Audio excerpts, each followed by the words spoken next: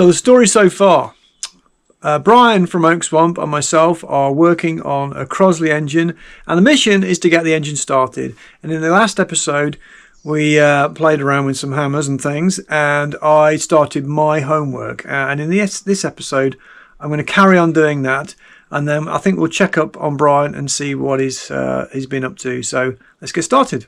Right, now I think it's time to tackle this carb. I've had a good look at it. It's very mucky, but I think it's probably worth saving. Important bit is the condition of the piston and what's going on in here. It is very, very bad. Doesn't seem to be corroded, so I'm gonna get cracking.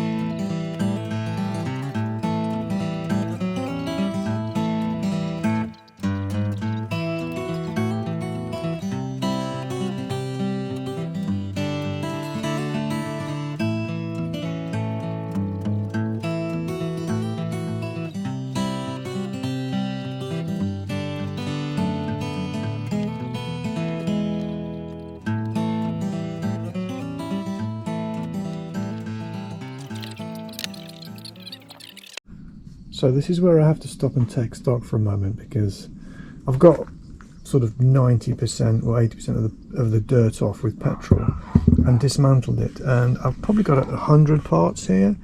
And this jet assembly is pretty important to remember which sequence it all goes in. You've got a tiny little washer just there, look. I'm going to go for the next stage of cleaning in a minute, but before I do, I need to document actually how all this lot goes back together.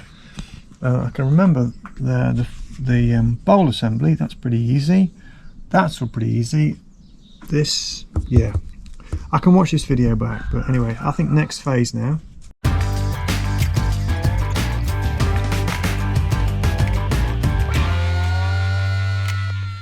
So after much scrubbing and cleaning and then ultrasonic cleaning, I've got all of these parts now.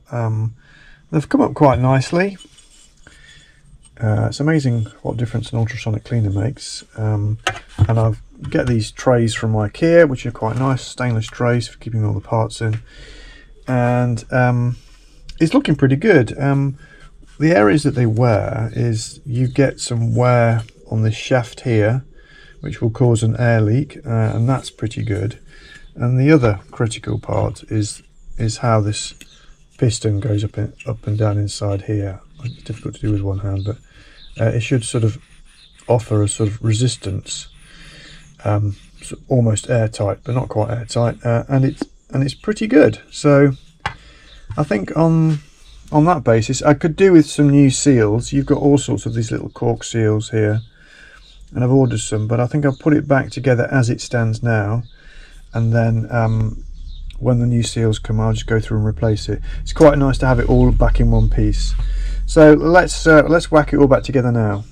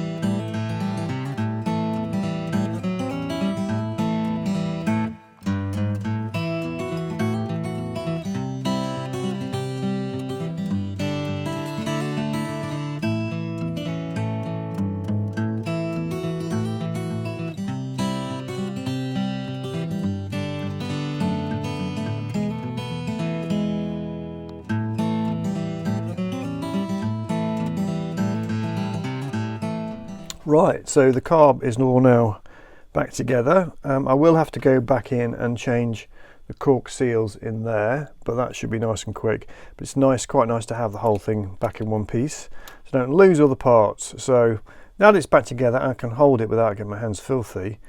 A little bit more about it now. Obviously, well, not obviously, but the Crosley engine originally had a Tillotson carb. In the UK, we don't have any Tillotson carbs. The only Tillotson carbs are for chainsaws over here, which you can get, and that's obviously no good. So we're going to use this carb. This is an SU carb. As it happens, this is an H-type carb, and it is following the sort of nomenclature of the types. You have a number. This is an H1.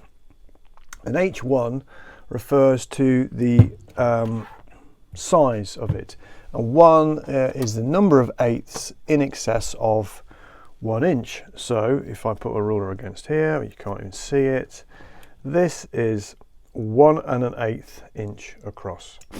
So this is an H1. And the way that these things work is that they're quite clever. I mean, they're very simple.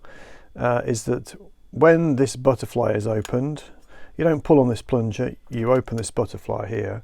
When this is opened, the top of this, inside this, I think it's called a plenum, inside this chamber, sees the low pressure and draws this piston up. And as it draws it up, it pulls the needle up, and the needle exposes the jet, and because the needle is tapered, the higher the needle rises, the more fuel flows out. And that's it really. And the only way that you tune it is by changing the jet size. You can muck around with there's a spring inside here, and you can muck around with the damper viscosity, but pretty much the only way is you play around with the jet. And this device here, this is the choke. All this does is pull down a tube that the jet slots into, and by pulling it down, you're exposing a wider part of the jet, so you're richening the mixture. So it's a very complicated, well, it's not that complicated, but it's an ingenious mechanism for making it richer. So that's, and this is an early type carb, early type H1. I think it might be pre-war actually. So that's one carb. Here's another one, another SU. Now this is an H2 because it's 1 2/8, 1 1/4. This is an HS2, I think, a later post-war carb. This has got this thing called a lift pin just here. Later carbs have a lift pin, and the lift pin lifts the piston, which is stuck in this.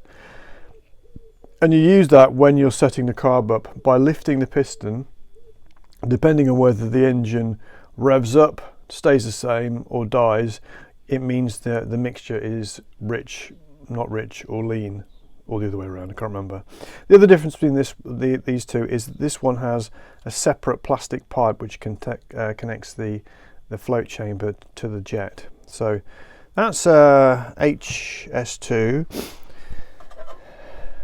Now we're getting a bit bigger. This is 1 5/8 across. So this is an H5. It could be an HF5. So this is very similar to that one in design, in that it's got it's post-war. It's got a lift pin in here. It's got this flexible coupling. I don't know what it's off. Bit of a big thing. I bought this as I might be using it on the Austin when I supercharge it, which could be fun. And finally, we have this bad boy. This is also 1 5/8, pre-war style, very similar to that. It's got the integral, the flow, the fuel goes through here up into the bottom of the jet. Whopper. Very cool that. Yeah, I might stick that on my 7 when I supercharge it. So good, isn't it? Massive, great thing. Needs a bit of a clean, but it's fantastic. So carbs. Next step is that we have this inlet manifold, and I have to fabricate something which allows me to connect that to that. So it's going to be an elbow, which with a flange on there goes up, sticks that way, and on this side you've got the sort of flange is sort of at an angle. So Let's get cracking with that, shall we?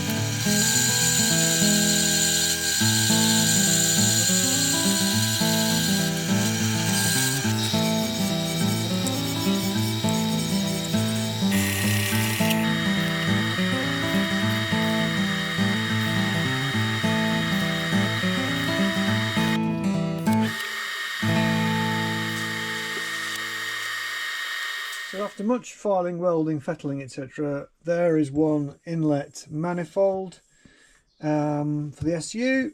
So that's turned out all right. I'm quite pleased with that. And I also made that, which is pretty much the same sort of thing. This is obviously the exhaust manifold. I'm going to make another elbow with like a slip-on sleeve for that, so we can connect it to a silencer. So that's all pretty good. But the question is now on everybody's lips, what has Bryan been up to? I've been beavering away on my homework. What's he been up to? Let's find out, shall we? Watch Chris, quick progress report on the Crosley, and I have done absolutely nothing. I've been doing this fella all week. Next week's the number. So as you can see, the answer is nothing. He's not done anything. Well, he has done a lot. He's done nothing on the Crosley, but he's done a lot on the Leaf, I know for a fact. He's made some fantastic progress, so if you want to see that, you might want to go and check out Oak Swamp and see what he's been up to. So I think maybe next week I might have to pay him another visit to check his homework and do a bit of marking. So if you want to see that, hit subscribe. If you've got any comments, please comment. If you liked it, please hit like. And for now, thanks for watching.